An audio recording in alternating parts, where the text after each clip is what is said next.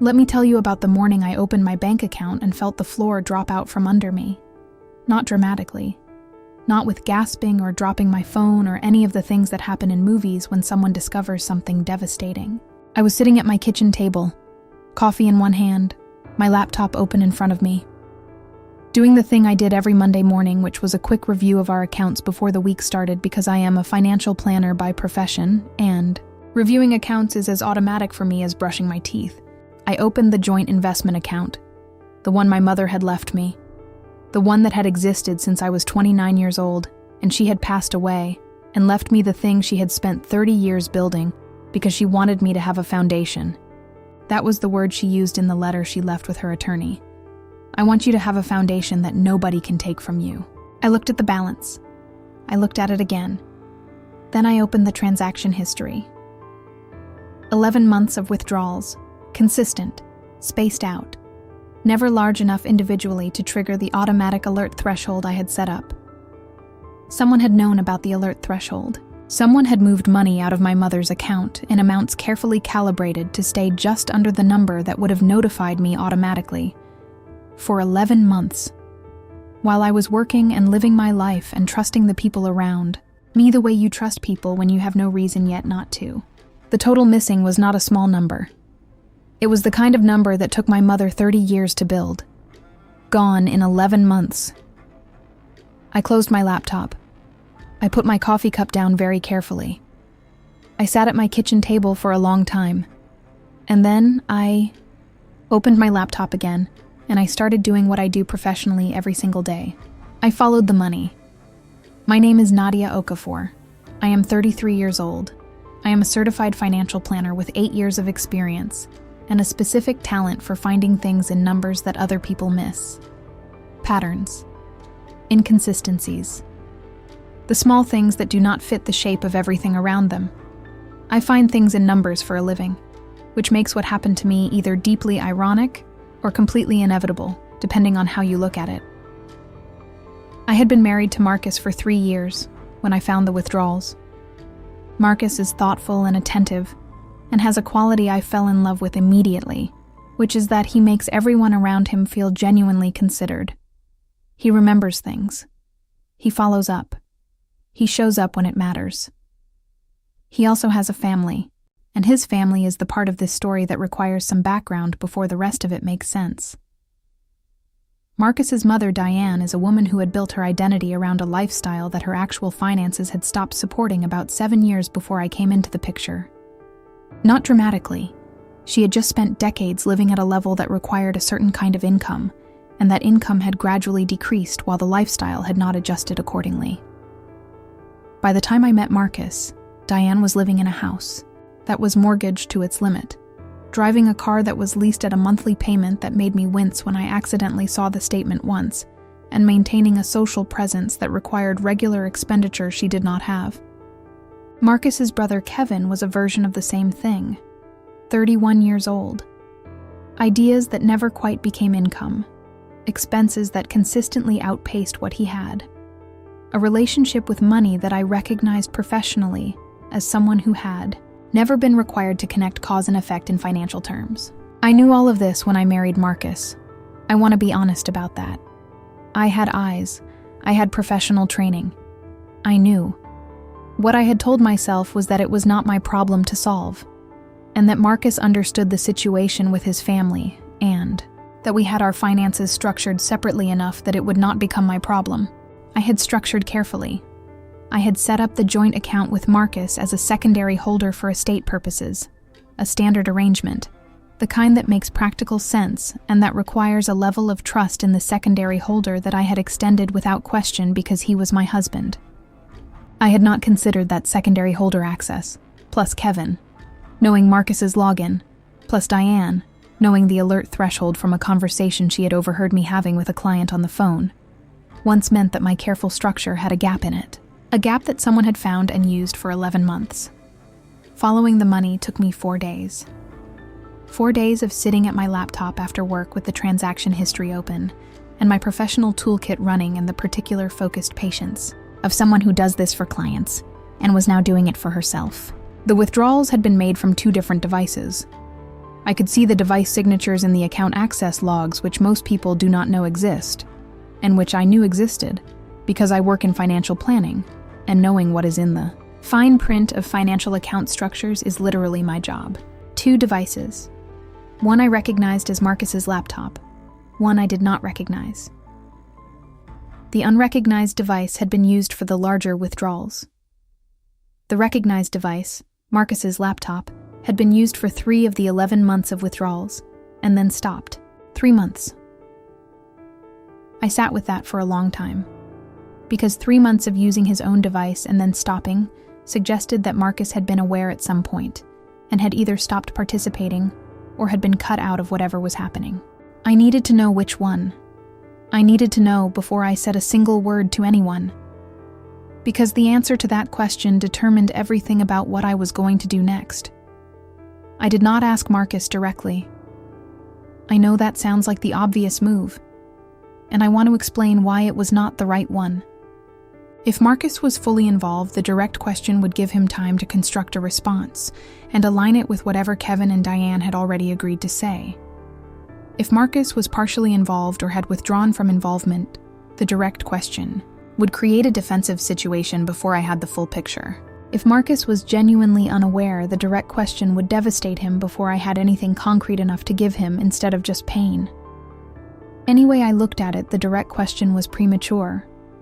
So I did what I do when I need to understand a financial situation completely before I act on it. I built the case first. I contacted the account institution, and as the primary account holder, I requested full access logs for the past 12 months. They required identity verification and a formal written request, which I submitted on day 2. The logs arrived on day 5. They were more detailed than the standard transaction history. They included IP addresses. I ran the IP addresses. The unrecognized device had been accessing the account from 2 locations. One was Kevin's apartment address.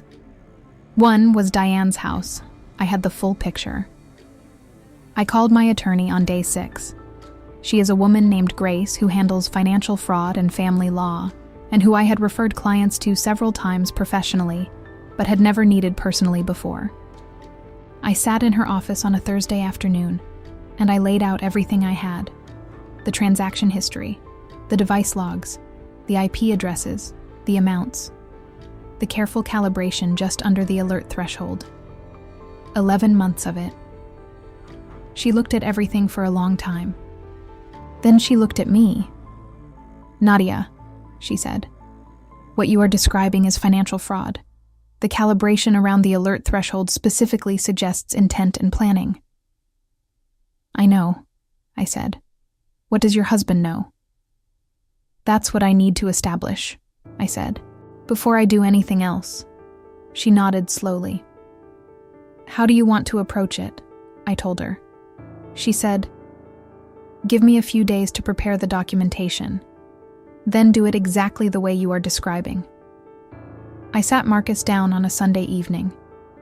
My daughter was at my sister's house. The apartment was quiet. I had made dinner, a real dinner, the kind that requires actual cooking, because I needed the evening to feel normal right up until it wasn't. We ate. We talked about our weeks. Then I cleared the table and I put my laptop in the center of it, and I opened the account transaction history, and I turned the screen to face him. I said, "I need you to look at this and tell me what you know." He looked at the screen. I watched his face the way I had been watching faces for 6 days, carefully looking for the specific thing I needed to identify, which was the difference between the face of someone seeing something for the first time and the face of someone seeing something they already know. What I saw was complicated. He recognized it. That was immediate and visible. He had seen this before, but the expression that followed recognition was not the expression of someone who had been part of it for 11 months. It was the expression of someone who had been part of it for less than that and had stopped, and had been carrying the weight of knowing something he had not told. "Me." He looked at me. "How long have you known?" He said. 6 days, I said. "How long have you known?" A pause. 8 months, he said. He had known. For 8 months. He had found out 3 months in, when Kevin had accidentally used his laptop and Marcus had seen the account open in the browser and had confronted Kevin, and Kevin had told him what was happening. And Marcus had told Kevin to stop and had stopped using his own device and had believed, or told himself he believed, that it had stopped. It had not stopped. Kevin and Diane had continued for another 8 months without Marcus's device, and Marcus had not checked and had not told me and had spent 8 months carrying it. Because he did not know how to tell me, and because telling me meant everything was going to fall apart. Everything was going to fall apart anyway, I said. I know, he said. The difference is now it falls apart with you on my side or on theirs. He looked at me for a long time. Yours, he said. I'm on yours. I should have been on yours 8 months ago. Yes, I said. You should have. The letter went to Diane and Kevin on a Tuesday morning from my attorney. It was precise and complete and left no room for the particular kind of creative reinterpretation that I had watched. Both of them applied to reality on previous occasions.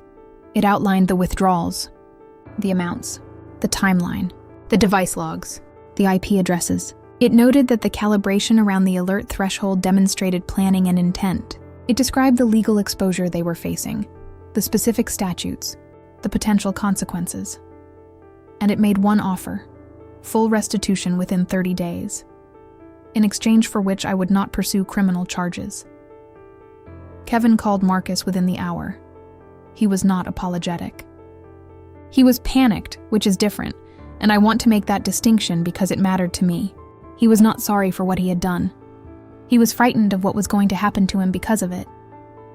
Diane called Marcus 2 hours later. Her call was different. She tried the family angle first. How could Nadia do this to us? This is not how family handles things. This is going to destroy relationships. Marcus said, Mom, you took her mother's money. You don't get to talk about family right now. She tried the misunderstanding angle next. He said, there is no misunderstanding. She has the device logs and the IP addresses. Stop.